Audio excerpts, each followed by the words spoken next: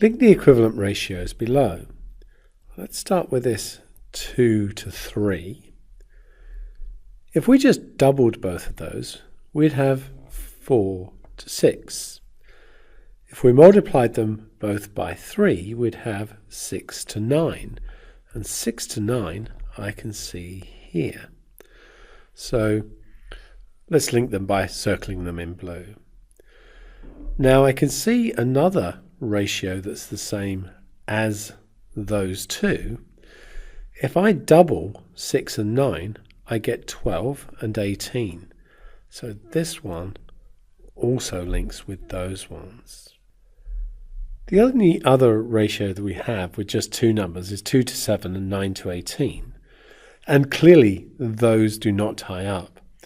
If you look at 2, to get 9 you'd multiply by 4.5, and 4.5 times 7 is not 18. So those two do not pair.